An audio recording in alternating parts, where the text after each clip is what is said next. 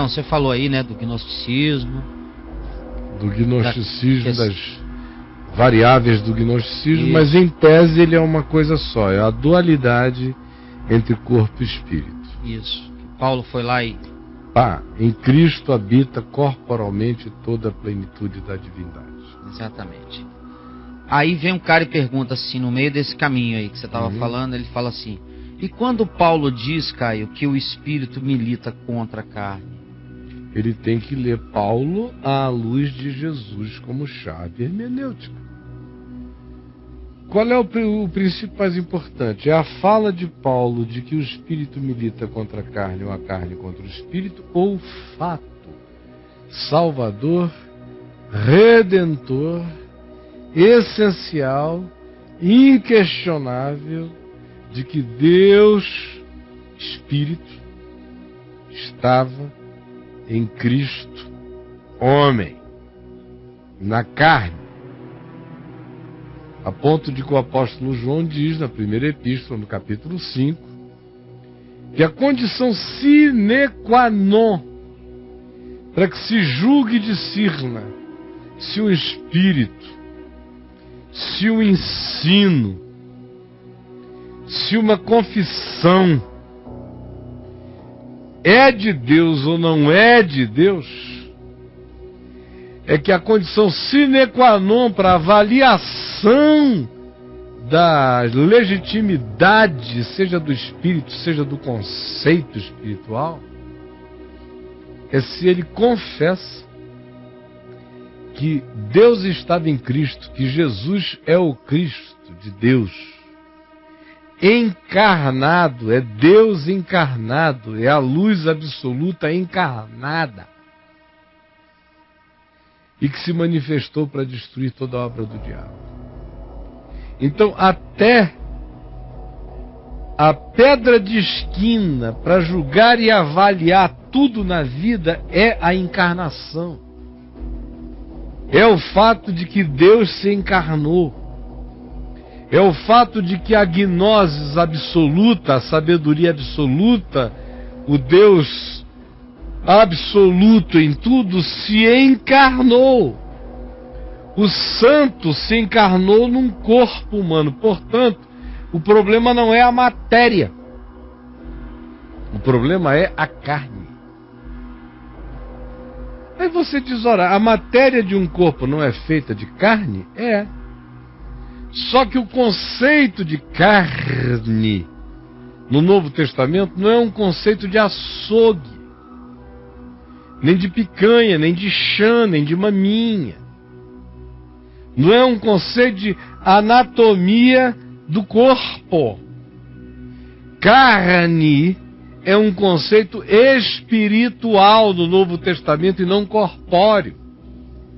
Quando Paulo fala dos que estão na carne que não podem agradar a Deus, em algumas ocasiões ele está falando dos fariseus, que do ponto de vista dos evangélicos não estão na carne. Porque o que é estar na carne para o evangélico? É comer a carne do vizinho, da mulher do vizinho. O que é estar na carne para o evangélico? É sair falando palavrão, contando história macabra, rindo, galhofando, gritando, sendo um barraqueiro de palavrões. Porque se for um barraqueiro de doutrinas, está permitido. Está podendo. Está podendo. O que é estar na carne para os evangélicos? É ir para uma reunião de oração e dormir. Está na carne. O que é estar na carne para os evangélicos num templo da Assembleia de Deus? É chegar lá com um batom na boca, pintada como mulher, bem arrumadinha, com uma sainha legalzinha, está na carne. Você entendeu? O que é estar na carne, por exemplo, para um grupo de santificação daquele tipo antigo, que hoje quase não existe mais, puritano? O que é estar na carne para esses grupos é um monte de coisas que envolvem desde vestimenta, de atitude, de modo de sorrir, ou de gargalhar, ou de programas de TV que você assiste, ou do livro que lê. Dependendo do que você ria, você está na carne. Você entendeu? Ou então está na carne, para alguns outros grupos, é tudo aquilo que o corpo faz. Você viu que eu simplisticamente já lhe falei aqui de 5 noções ou 6 de estar na carne. Só no ambiente evangélico eu podia acrescentar mais 20, mais 30, porque as nuances são muitas do que significa estar na carne nesse grupo. Então veja bem, para outros grupos estar na carne é estar no corpo. Então praticamente tudo que o corpo faz é mal. Por isso essas pessoas nem querem ajudar ao próximo, porque essa é uma ação do corpo. São grupos tão radicais que eles cantam de costa. Os cantores sentam em algum lugar e cantam todos de costa para ninguém ver quem está cantando, que é para não aparecer. Ninguém vê. Se tornar visível é carne. Você entendeu? E assim as nuances são muitas do que seja para os religiosos evangélicos está na carne.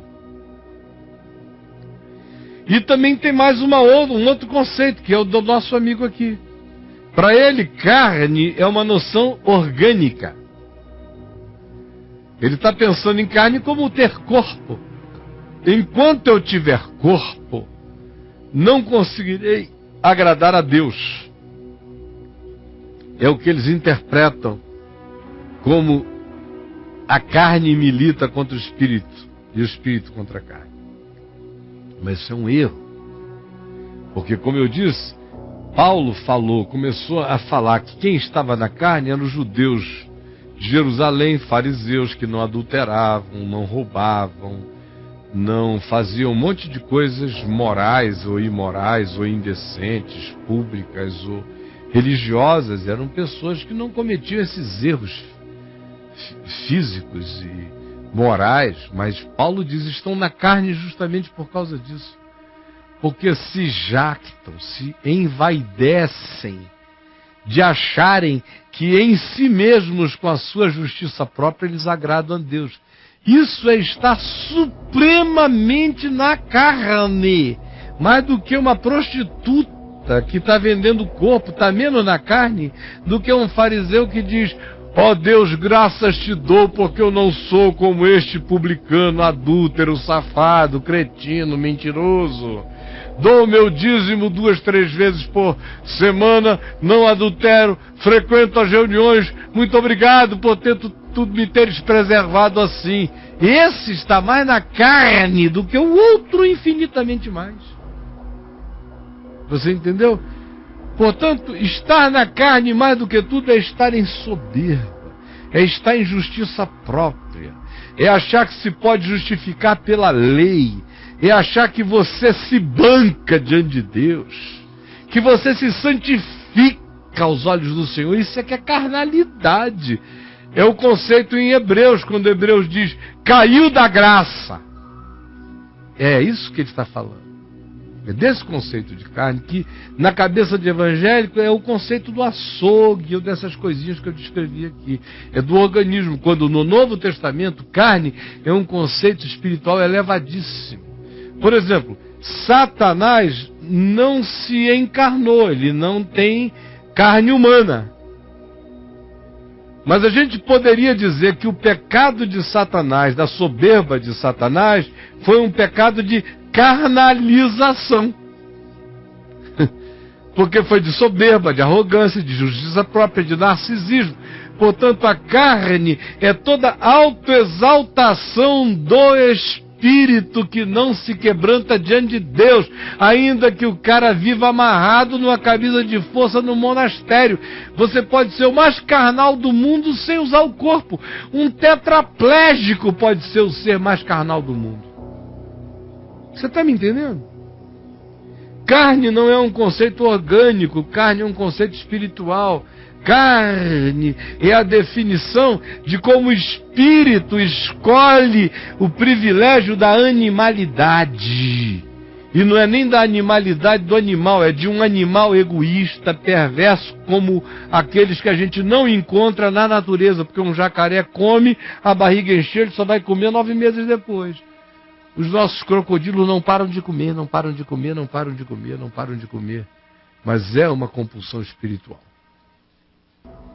Então, Jesus disse isso. Jesus definiu a carne como? Marcos 7.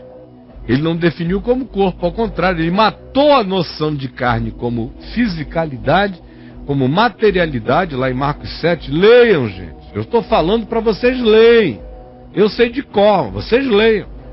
Não vou ficar perdendo meu tempo. Leiam, façam a sua parte.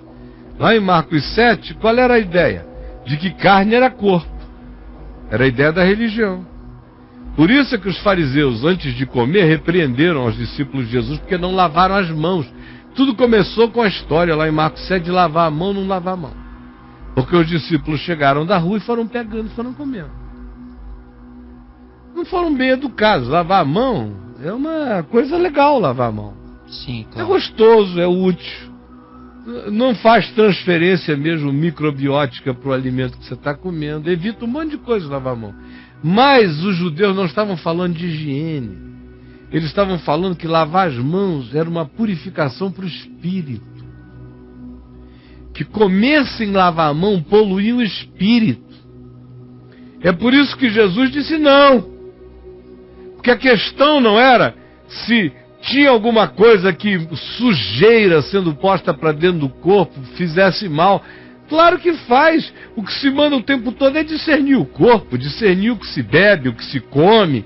É a sabedoria da vida e do Novo Testamento e da Escritura como um todo. Para o corpo, para a alma e para o espírito. Discirna o que você come. A resposta de Jesus, portanto, não tinha a ver com micro-organismos. Tinha a ver com a visão dos fariseus que emprestavam a ingestão de alimentos, não só a qualidade de alimentos a serem ingeridos, mas ao modus operandi da ingestão, um papel espiritual que os elevava, pelo simples fato de terem comido lavando as mãos. Também do mesmo modo, eles chegavam em casa e eles se banhavam assim, lavavam o corpo, faziam asepsias. Se eles tivessem cumprimentado pecadores na rua, era contagioso. Então eles tinham pias batismais consagradas para eles lavarem as mãos, as caras, o corpo, bem como até os seus colchões de dormir, as suas esteiras. Eles mandavam lavá-las o tempo todo para que o corpo deles, que podia ter absorvido alguma poluição enquanto andava na rua entre pecadores, não, aquele pó não fosse para a cama. Você entendeu? Jesus está lidando com esse conceito, que é um conceito religioso, material, que transforma de carne algo orgânico, algo físico, algo contagioso, espiritualmente. Aí vem ele e diz não. Comer sem lavar as mãos não contamina o espírito. Porque o que contamina o homem não é o que entra pela boca. Porque o homem não é o corpo dele. O homem é o espírito dele, é o coração dele. O corpo é do homem, mas não é o homem. É meu, mas não sou eu. O que você come pode vir até sujo, mas vai entrar pela boca, o sistema de reação imunológica vai agir e vai sair na caca de Jesus, vai para um lugar escuso. A gente limpa e joga fora, dá descarga ou põe terra em cima, na antiguidade. Certo? Sim. Agora ele diz, o que não é o que entra pela boca, mas é o que sai da boca, é o que contamina. Por quê? Porque sai do estômago? É arroto que contamina? Não. É o pensamento que contamina, é o sentimento que contamina, é a ideia que contamina, é a produção do coração. É o que o coração concebe, digere e evacua verbalmente, evacua energeticamente, evacua gestualmente, evacua de muitos modos na vida. Então veja como não é preciso ir para Gálatas 5, a carne milita contra o espírito, nem para Romanos 8. Jesus resolve esse assunto em Marcos 7, quando separa a carne como organismo da carne como atitude espiritual. Porque é do coração que procede a prostituição, a lascívia. Não é do pinto, é do coração. Não é da genitália. A genitália não tem culpa, é meu coração, é minha concepção. Não é um furor anal, é um ânus espiritual. É uma necessidade de ser atravessado de outro modo. Mas não é uma demanda anal, é uma demanda do meu espírito, da minha alma. E todas as demais coisas que se consideram carne, que ele acrescenta ali em Marcos 7, prostituição, impureza e adultério, aí ele vem soberba, arrogância, tudo aquilo que não conta na materialidade, mas que se expressa como relacionamento, atitude, espiritualidade, no mesmo bojo da carnalidade que se pratica também com o corpo. Mas ela não é uma prerrogativa do corpo, ela é uma prerrogativa da perversão do espírito, da decisão da consciência. Esse pendor para a carne e o pendor para o espírito, do qual Paulo fala em Romanos 8, não tem nada a ver com carne como organismo e espírito como sublimação. Tudo tem a ver com espírito. Espírito como uma decisão de entrega escravizada a desejos, a caprichos, ao narcisismo, ao culto de si mesmo, à adoração da própria vontade pessoal, o que é carnal, ou a decisão de fazer a vontade de Deus, que é espiritual. Ambas, todavia, são decisões feitas na consciência, no espírito. Só que uma é chamada de carne e a outra é chamada de espírito. Mas todas nascem da mesma fonte espiritual, não celular. Não é a matéria. Meu corpo não me atrapalha de servir a Deus.